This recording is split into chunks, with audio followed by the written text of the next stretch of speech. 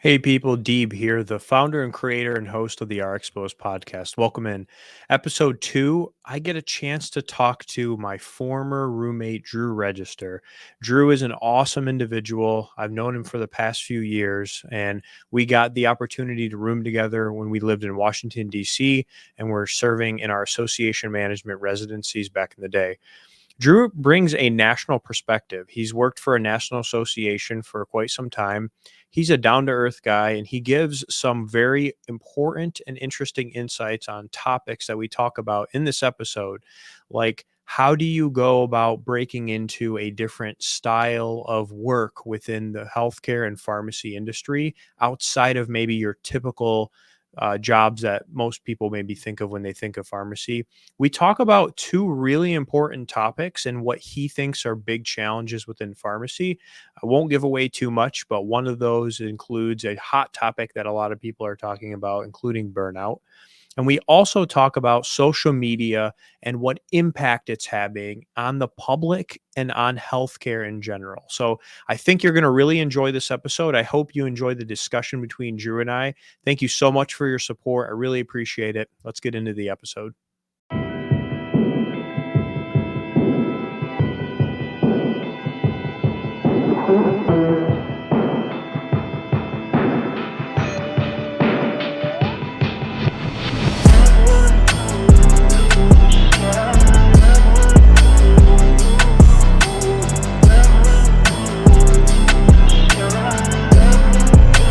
Welcome to the RxPOSED podcast with your host, David.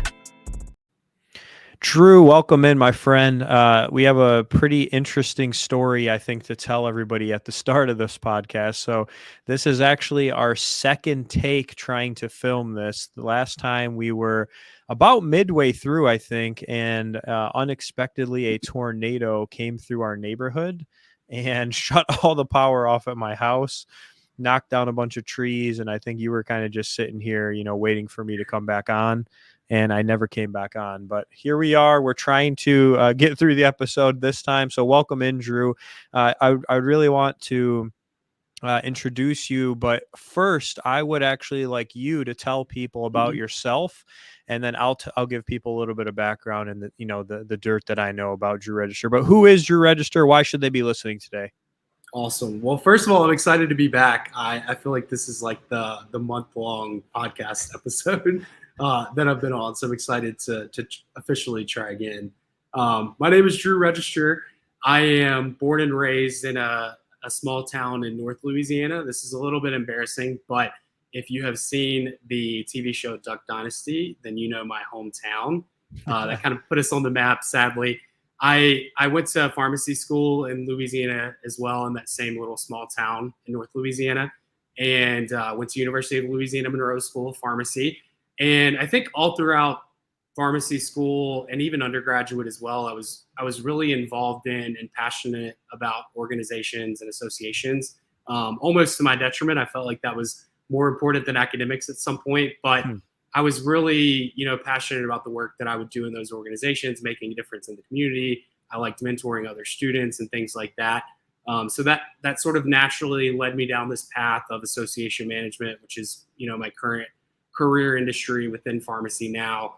I moved to Washington, D.C. to pursue a residency in association management and leadership after the completion of pharmacy school, which is where I was lucky enough to officially meet you for the first time. Oh, yeah. And I've been in DC ever since. So I still work for APHA in the membership engagement space. So love living in DC. When I'm not working, I like to try to, explore the city. I like to hike and stay active. I love to travel. I just checked off a big one off my list this year. I went to Iceland earlier in the year. I love planning trips and naturally end up being kind of the trip planner for my friend group.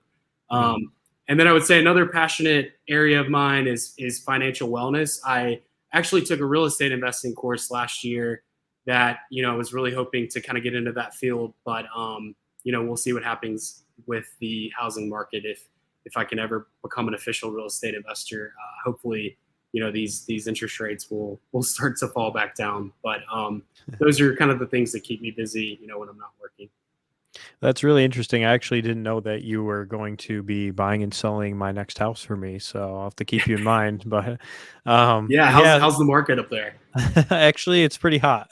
Not gonna lie, it's been hot for a while. Probably Oh, slowing down now, though. Now that I think about it, but yeah. no, Drew, it's great to have you on.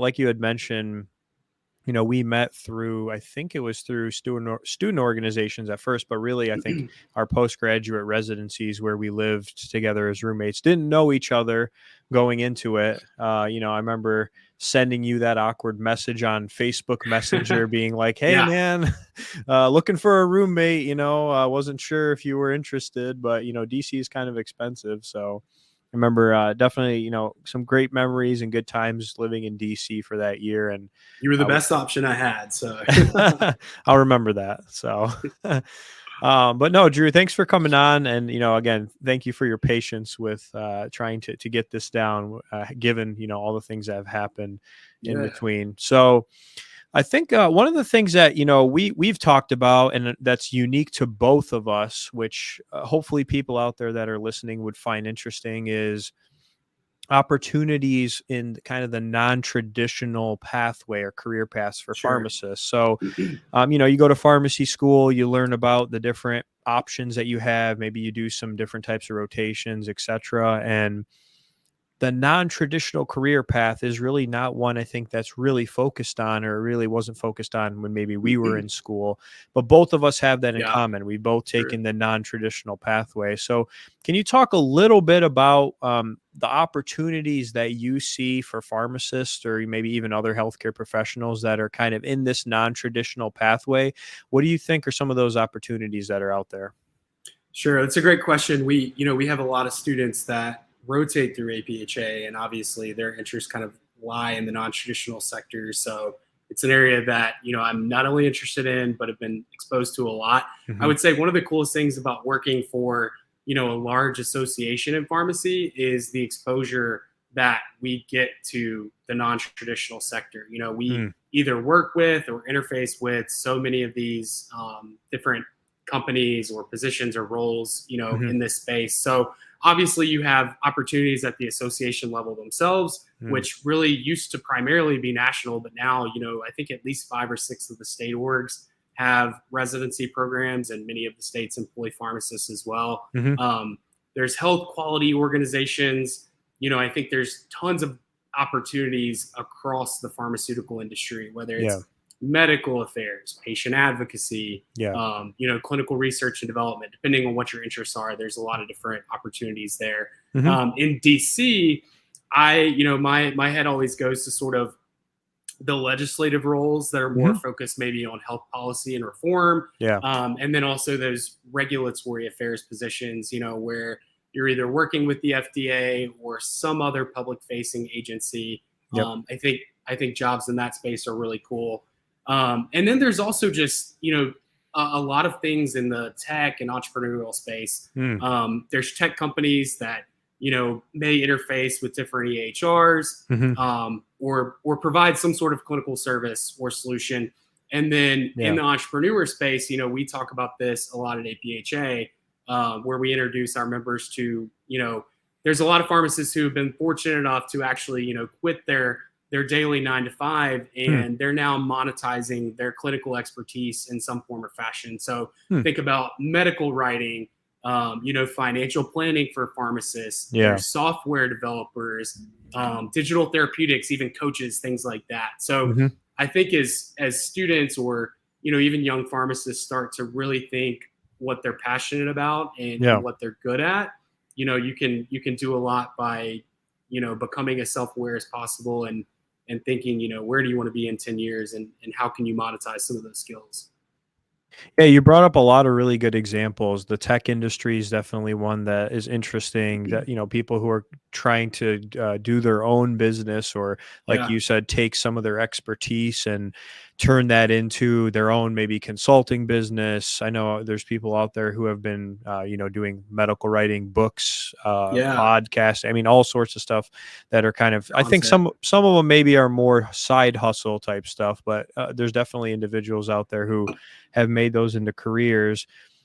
industry is an interesting one that you mentioned. Pharmaceutical industry obviously is a very large, a lot of opportunities within that I think people have gotten into over the past few years. And then, one of the interesting ones that I've come across over the past few years is like remote or hybrid type jobs, right? So like Yeah, people who are absolutely. working in one state or maybe living in another country and they're doing some sort of work within healthcare, within pharmacy. So given all the different options that are out there, I guess how do you think someone would go about in maybe obtaining these types of jobs or career paths, or kind of what advice would you give them? How do you break into these non-traditional areas, and maybe what are some of the pros and cons that you found from the experiences that you've had?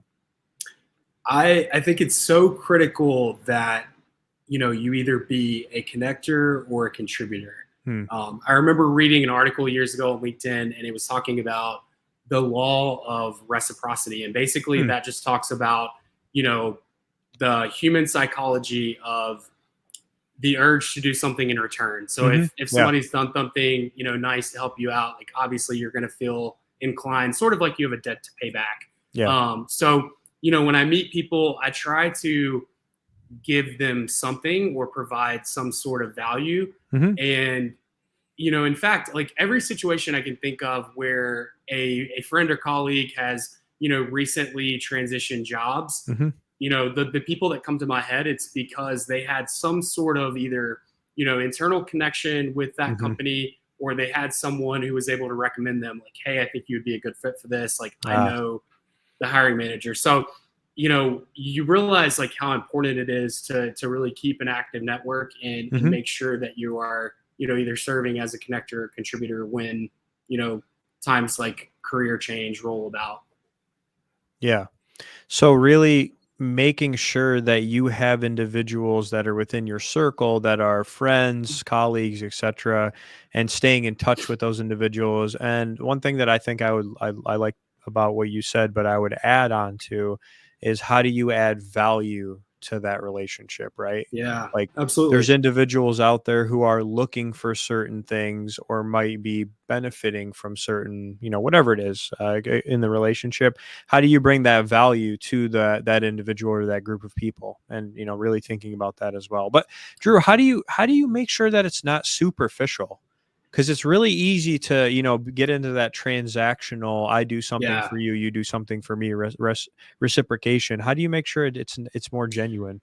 I would say find what feels natural for you. I mentioned at the beginning of our conversation that one thing I enjoyed was mentorship. Hmm. And every student pharmacist that rotates throughout APHA, we always set up meetings with them. And the one thing that I always ask at the beginning of those conversations, one, to frame the conversation, and two, to add value, is Hmm. what area of pharmacy are you interested in, or where do you hope to see yourself at this time next year and this time in 2 years.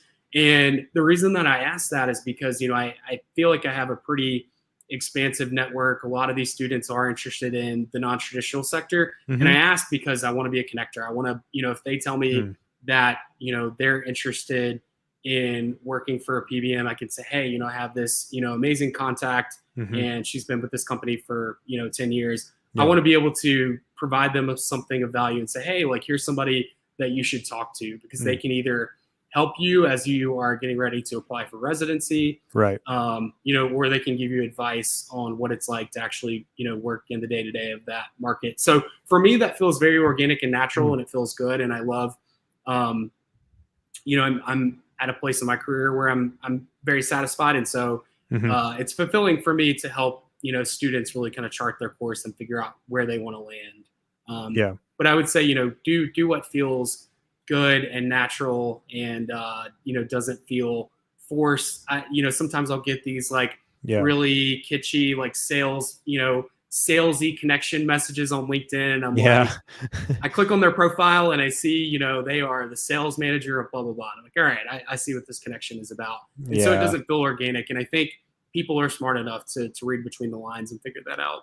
Yeah. And it's interesting that you bring that up. Yeah, because it's I call them the random ghostwriters of LinkedIn. They just, kind of come in, swoop in, try to give you an add as a friend and then leave you this kind of weird message about how, they see that you work here and they'd love to hear from Yeah. you. And again, I mean, I give people credit because I know that like cold calling and, cold messaging, whatever you want to call it, is definitely a method or a way, but it just with so much spam and, people who are disgenuine these days where Yeah. you have to be very careful. And so I think that unfortunately those people may not be very successful. And if they are, I don't know, maybe it's something that we're missing. Yeah, I mean, like you, I respect the hustle, but it has to. I think there's a way you can even do, Right. cold outreach and it feel Yep. genuine. So Yeah. Yep. So you talked about students. And so do you think that schools, like schools of pharmacy, colleges of pharmacy, are doing a good job at promoting these different types of opportunities? And why or why not? I may have an unpopular opinion on this topic, but Hmm. I would say that the onus of researching our industry should really be on the student. Okay. Um, you know, it, from what I hear from schools these days, it seems like a lot of students are a little bit more used to having information kind of spoon fed, and Hmm. I think the expectation is that you know all the different career opportunities will be kind of given to you or taught to Yeah. you in a course. Hmm. And I think the students who really go out there and do their own research and they're more proactive are going to be the students that are rewarded in the end. Um, Yeah. if I have a student who reaches out to me on LinkedIn or finds my email somehow on the APHA website and reaches out directly, things like that always really impress me because that Yeah. tells me that the student is taking an extra step and that they really care about their career and that they have a clear vision and understanding of like what they're interested in. Right. And so I really respect that. I mean, there's so much information out there on the internet. Could schools probably do a better job? Yes. I don't know that the non-traditional sector is really like necessarily on their agenda, but Yeah. I just think students, as a whole, should really kind of take responsibility for making sure that they're fulfilled in their careers. Yeah, no, I really like that. I mean, you're right. You're really in charge of your own career path and opportunities. So at the end of Yeah. the day, um, there can be opportunities maybe presented to you, but at the end of the day, you also. So I think it's a balance, right? Like the schools need to probably do their part in at least presenting some of the information, or maybe alumni, right? Like I know that some schools will Yeah. bring in alumni who maybe have unique pathways, etc. And so maybe that's another way that can be helpful. But to your point, yeah, I mean, people can look things up these days and definitely, get a kickstart on what's out there and have a better idea. But the part that's tough, I think, is how you need to usually, like you said, know somebody to better understand that career path. And that's really where I think it starts, is getting to know somebody in that area. And Yeah. that way, what you're getting into, what does it really look like? And then how do you maybe have a contact that can help you out, with what you need to do maybe to be qualified for those things. So I You know, really I like to- that. I totally agree, and I would just add, like, again, there's no shame in being proactive. What you said really resonates with me because as a student pharmacist, I remember potentially being interested in industry, Hmm. and was reading some of these positions, some of these fellowships, and I'm like, I have no idea Yeah. what you can read about it, but you're like, what does this role do in the day to Hmm. day? And I remember getting on LinkedIn and just cold messaging different fellows who I saw Hmm. were potentially in programs that I liked. And Yep. I set up calls with a few people. And, those are still LinkedIn connections that I have to this day. I think a lot of pharmacists Yeah. are really happy and excited to give back and help, younger students kind of figure Hmm. out what they want to do with their careers. Oh yeah. So it's rare that you would meet somebody, who wouldn't be interested in helping you. But, Yeah. to your point, you have to kind of, you have to know a little bit about the industry, but then I think, to my point, do your own research and be proactive, facilitate some of those connections. Yeah. People who are unhappy with their jobs or they're looking for a new opportunity. How do they go about doing that? Well, of course, they're gonna set out and do their own research Hmm. and look. Sometimes opportunities may fall on your lap, but Hmm. often you've really got to kind of put yourself out there and be proactive. Yeah, and I think another hack that maybe both of us learned, or hopefully it stuck with you as well, is you have to go to conferences. Yeah, It sounds super cliche, but when you go to different conferences, that's when you meet people. That's when you build those relationships, and that's when you absolutely. can maintain relationships when you keep going back and you keep seeing the same people over and Yeah. over again, year after year, etc. So that's been Even huge for me. conversations. Yeah, absolutely. I don't think I realized that as much until after coming out of the pandemic and then going to, Yeah. my first conference back. And I'm like, wow, Yeah. it really does make a difference. I think just some of the conversations that happen, really organically that, Hmm. you probably wouldn't have with somebody over the phone. So I totally agree. Yep. So I want to shift gears to talk a little bit more about the profession of pharmacy and some challenges Sure. that have been going on. So, what do you think, from your lens, your perspective, are the two most pressing challenges that we're facing as a profession? And what do you think that the solutions would be, or maybe some potential solutions to those challenges? Because, here on this podcast, we don't like to just complain. We want to also talk about what kind of solutions I we like could that. have to some of the challenges. So, I'd love to hear from you and your perspective on this. Yeah, a great question. I think, from my perspective, working in the association world, one thing that has constantly sort of bubbled to the top the last few years has been burnout within the pharmacy industry. So, Hmm. we hear all the time that pharmacies and health systems are not really equipping staff with the appropriate resources and support that they need, or they're not providing the right infrastructure Hmm. that I think really allows pharmacists to practice in a way that's commensurate with their expectations from pharmacy school. Hmm. And what I mean by that is, we spend a lot of time in pharmacy school learning all this clinical knowledge and the practical application of that. And then it's like you get into, the real job world and you're like, wait a minute, like I don't even get to use, Yeah. a lot of these clinical skills that I learned. And Yeah. that's the side of pharmacy that I think a lot of pharmacists are really excited about. Hmm. Um, I think some of that has to do with the overall healthcare infrastructure in our country, and Yeah. you know that's not allowing pharmacists to be paid for those services. So of course that doesn't work out. But I think some of the challenges also just stem from it not even being feasible in the pharmacy because Hmm. pharmacies are more concerned potentially with metrics, Hmm. or there's just not enough time and resources. So Hmm. to me, this is a really pressing issue for two reasons. I would say one is the prevalence.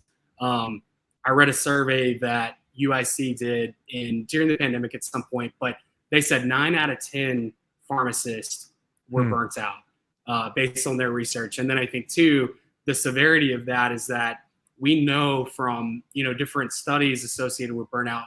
What does that lead to? Risk of depression, alcohol Hmm. dependence. There's decreased productivity in the workplace, which then Hmm. could potentially affect patients. And then we know that burnout is really historically difficult to come back from. Hmm. Once you're burnt out, it's difficult to get unburnt out. Hmm. So for me, those things make this a really big and widespread issue in pharmacy.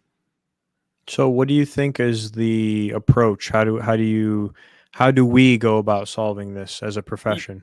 That's an interesting question because I think when people think about burnout, if you ever read, a lot of the solutions are like individuals Mm. are, here's tools for you. So, you see Yeah. Headspace and Yep. meditation, and I know individuals will, work out or spend time with family and friends. But if you Hmm. think about that, like those are really I guess solutions for the individual, Hmm. but to me they're not viable because to me it feels like those are a band-aid and they're not. Mm. The solution should be systemic, right? Like Yeah. we're not fixing really the problem. We are kind of treating the side effect, which is that a person is burnt out. I Right. think the solutions really kind of have to come more systemically.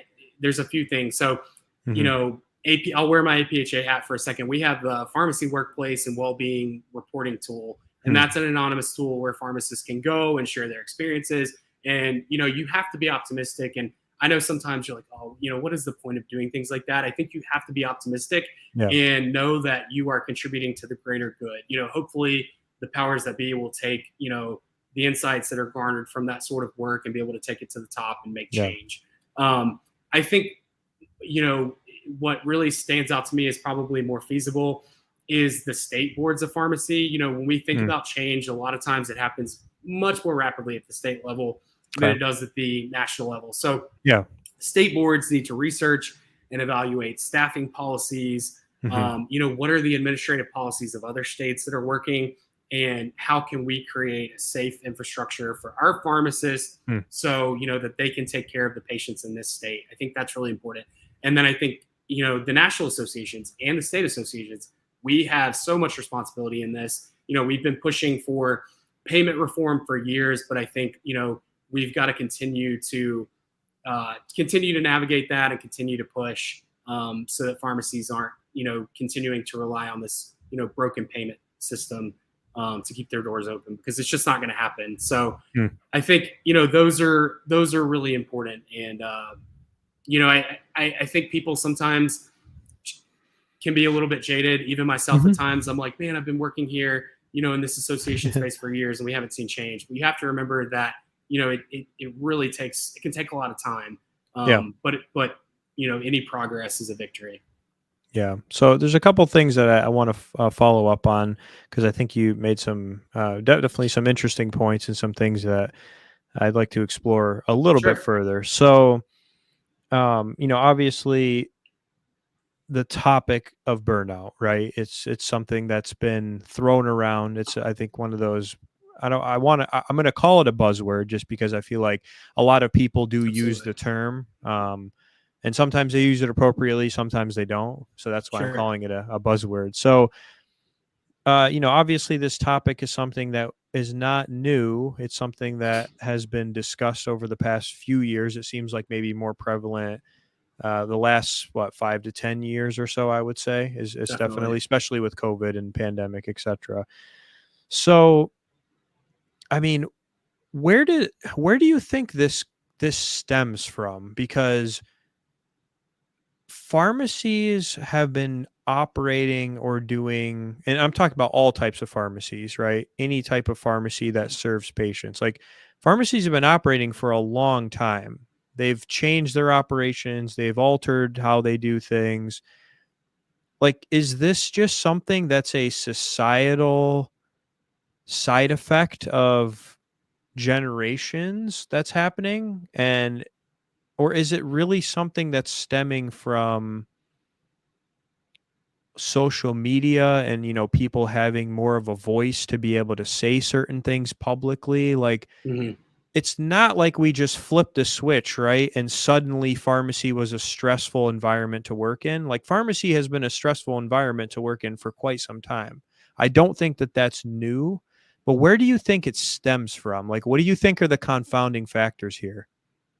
Yeah, you kind of hit the nail on the head for me. I think if you measured 10 years ago, sure, burnout maybe a little bit higher from like a measurable perspective, but I would say it's probably something that has been around and in existence. But the connectivity of social media, and when you bring people together and you find people rally around a cause. And so I think I would definitely say the connectivity and the social aspect plays a part. I mean, the number of prescriptions has also risen, so I think there are probably some operational shifts that have happened that have probably created a little bit more tension and added pressure to all the different operations that take place. But I would say that it's probably always been around, and I think now we're doing a better job of measuring it. And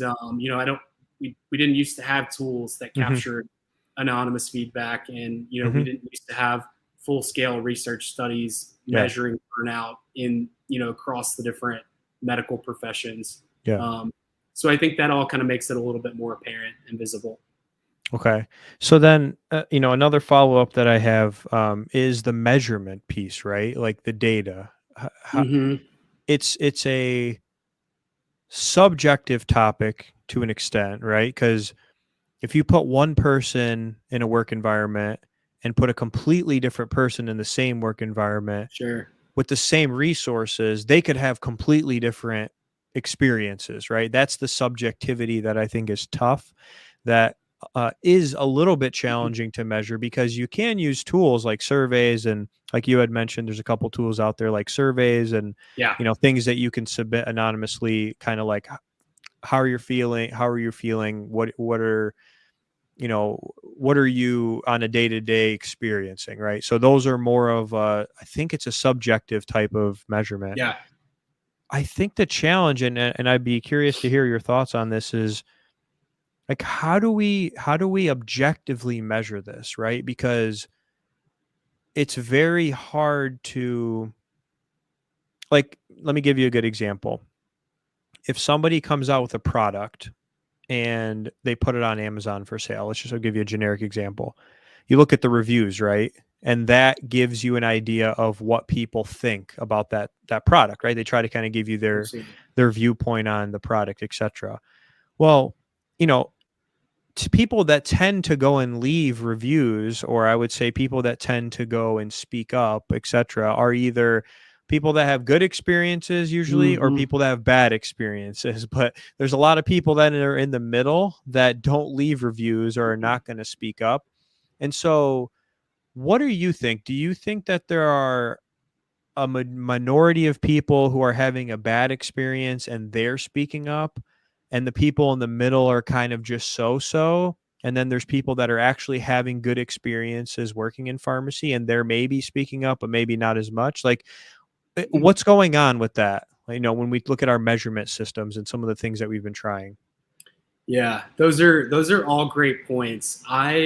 This is probably a poor example, but when you were talking, about the measurement aspect, like the first thing I thought of was pain. Hmm. And I know we've probably come a long way, but I Hmm. remember talking about how pain was measured, even back in pharmacy school. Yeah. And, if you think about like back in probably the original days, it was like smiley faces. Yeah. And I think now we've reached a point where it's a little bit more diagnostic and objective. Hmm. But I think it's going to take time. I think if we're really at a place where we're kind of this isn't the first time that burnout's Hmm. been measured, but I think we're still sort of at the inception of figuring out exactly Yeah.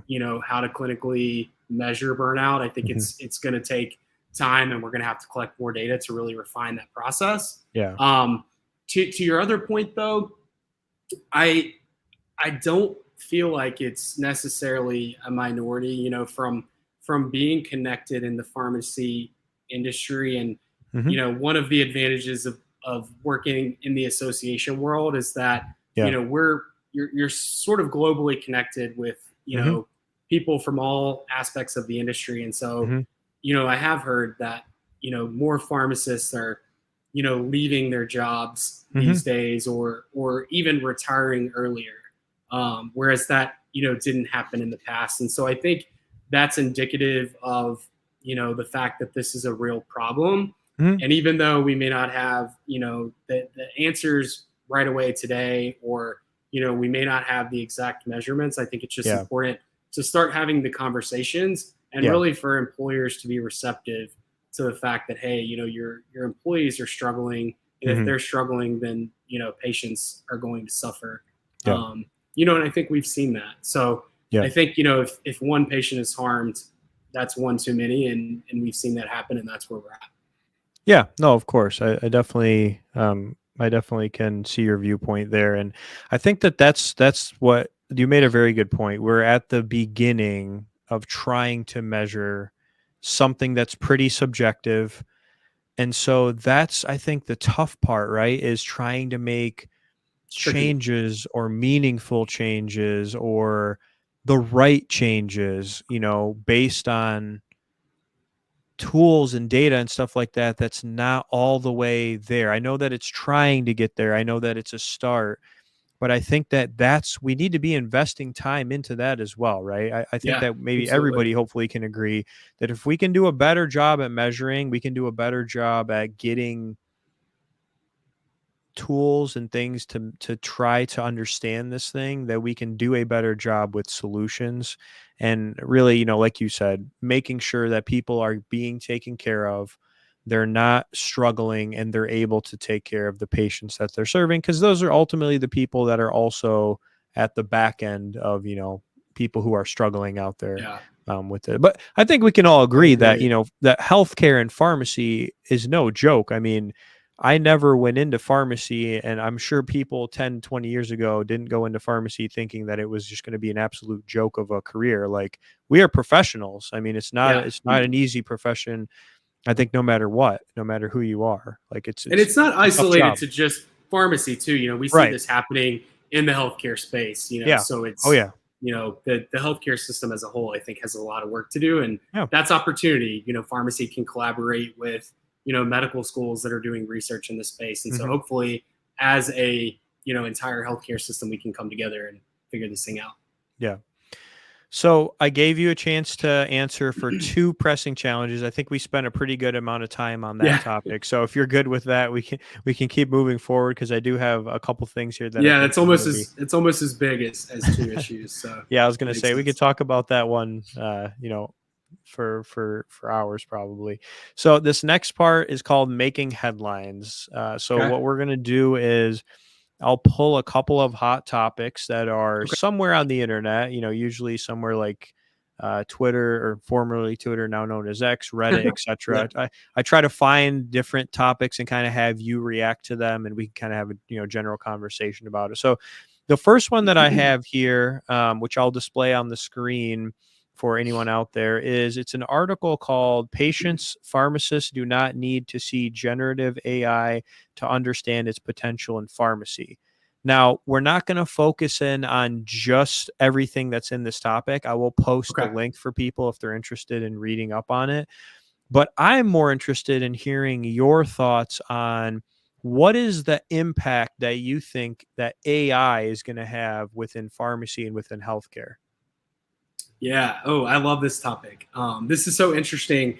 I attended the AACP conference earlier this summer, Hmm. and I think that the theme of the entire show this year was on AI, and so it Mm, was constantly in everyone's mouths, and yeah. it's really interesting to see kind of the different perspectives. Hmm. Um, it felt like there were several or many schools that were sort of scared of it, or didn't Yeah. really know how to adequately like integrate it into the work that they're already doing. And Hmm. so a lot of people are really hesitant about it. I even heard one school saying they were talking about banning it, like students would not be allowed to use any sort of AI tools Oh, wow. while they were in pharmacy school. I Hmm. thought that was interesting. To me, that felt like a little bit of a misstep. Mm, I think the people, the companies, the associations, organizations that are going to be the most successful yeah. are going to be the ones who are early adopters and they embrace it. Hmm. To me, I think about the internet, and when the internet first came around, if people were in pharmacy school, what if they were like, oh no, students can go and look up the answer online now. Well, that's not going to change. The Yeah. internet was here and it's here to stay. And Hmm. it's not shortcutting. It's how can we use this tool and leverage it to our advantage so that we can Right. be more efficient. And Hmm. the internet has revolutionized our lives, and I'm sure AI stands to do the same. So I think Yeah. those people who can really figure out how to use it to their advantage are going to be the most successful. For me, the immediate use cases that I'm excited about are Hmm. like the data compilation and Hmm. analysis and reporting. Yeah. In the pharmacy space, I think about, I used to go through reports at an independent that I worked at, and Hmm. try to identify the pharmacists who were most at pharmacists who were, or excuse me, patients who were most at risk of medication non-adherence, Yeah. and those would be our top MTM patients that we needed to make contact with and get into the Yeah. pharmacy. And so Hmm. now, having tools that can actually go through complex data sets Yeah. and spit out that information for you, Yep. algorithms that can kind of solve that, Yeah. that really frees us up to be a lot more efficient. And we can now focus on more strategic, deep thought work that probably doesn't happen a lot of times because we get stuck in the mundane, Hmm. day-to-day task. I Yeah. think about in my role, I'm like, okay, APHA, we can use this to, measure all the different ways that members are interacting Hmm. and tell me which members are most at risk of lapsing. So I Hmm. think there's a lot of like data analysis applications, and that's what excites me about AI. Yeah, no, that's really interesting to hear your perspective too from the conference, and that the colleges of pharmacy and schools of pharmacy it's on their radar and they've been talking about it. Absolutely. Yeah, they know they Um, can't avoid it. yeah, I mean, it's already here to an extent. Obviously, I Absolutely. think things will continue to evolve, but yeah, that's actually one I'll be honest, I didn't really think of the reporting and analytics and things that you mentioned, where you can take sets of data within your patient populations or within a set of criteria, what sort of medications people are on, what sort of immunizations maybe they're eligible for. You can put all that into some of these generations, and they can then spit out reporting for you, which again, I mean, it's going to take some work and time and whatnot and energy. Yeah, definitely see that um, fine with. I think my thought process and things that I've been thinking of more are on the end of efficiencies. So they've started to create. I think I'd refer them as robots, basically, for Mm-hmm. layman's terms. Is they're robots that they have cameras on them that can count prescriptions. So when something pours into that robot's area where it's dispensing, the AI can actually measure, like, is it the right pill size? Is it the right Mm-hmm. color? It can do all those things. It can take, if you're taking photos of the products, for example, now you're starting to see data and AI out there that can check to make sure that the products are actually accurate to what the computer system has Yeah, in place in terms of your NDCs and that sort of thing. So I've seen that end of it as well, and I think that that's going to be something that is going to be very interesting of how we use 100%. it in our kind of the day-to-day operations side. But then, yeah, to your point, like, can you have AI schedule patients for you? Like, is it going to start making phone calls to people and scheduling them for like visits, or for hey, your refills are ready, etc.? Like, there's a lot of potential out there of how this can be used, and I'll be very curious to see who and how it is used in the future. To your point, that is really exciting. I mean, thinking about the conversation we had earlier on burnout, a Hmm. lot of the issues are operationally based in the pharmacy, and so streamlining a lot of those Hmm. operations. I mean, there's a lot of potential to use AI and leverage AI to sort of Hmm. rectify a lot of the issues that are plaguing pharmacies right now. So I'm excited about that. Yeah. I think it's a real solution. Yeah. So the second headline I have is more so about social media and kind of the general impact of social media. Okay. So there's this Reddit post that I will put on the screen for people and link to, about a pharmacist influencer who's doing paid ads for homeopathic products on TikTok. So again, I think for this one, it's more of a Kickstarter. I'm not necessarily asking you about that specifically, but Okay. what impact do you think social media is having on pharmacy, from a public perspective, from a just general perspective of those within healthcare? Like, what sort of impact do you think people that are on social media that are talking about pharmacy, what impact is it that they're having? Oh man. I know that's a big It's topic. yeah, it's almost too big to answer, but I mean, a huge impact. Just thinking about how prolific opinions were on social media during the pandemic. Hmm. I think there's a lot of responsibility on healthcare providers Hmm. to make sure that we're spreading correct information about Hmm. disease states, about vaccines, especially. Yeah. We saw misinformation and disinformation running rampant Yep. during the pandemic, and that can create hysteria, and it really truly has an effect on people's health, and it's Yeah. it's kind of scary to think about. But I think that's one area, and then I also think there's a lot of downsides to social media, and I think we've seen a lot of the negative, and it Hmm. stems from people kind of sharing their own opinions about healthcare and maybe things that they're not qualified to speak on. But I think Hmm. there's also a lot of opportunities. We were talking earlier about the career space and Hmm. networking. I'm a pretty avid user of LinkedIn. I think LinkedIn creates a lot of opportunities for branding yourself, Yeah. forming connections with people in spaces that you might not meet in the real world. Yeah. So there's a lot of upside, but there's a lot of downside too. So do you think that there are people out there that use social media as a platform just to kind of get their 15 minutes of fame? Like they're abusing the system, they're just posting things, to kind of heighten certain things and maybe get people riled up about certain topics because that's how they personally benefit. Like, do you think that that's happening in pharmacy too? Because it happens in other areas, right? Like we see it all the Yeah. time in like UFC and the fight game and boxing, like YouTube boxers. Like there's all these different people out there who have this strategy and they do these types of things on purpose. Do you think that that's happening in pharmacy?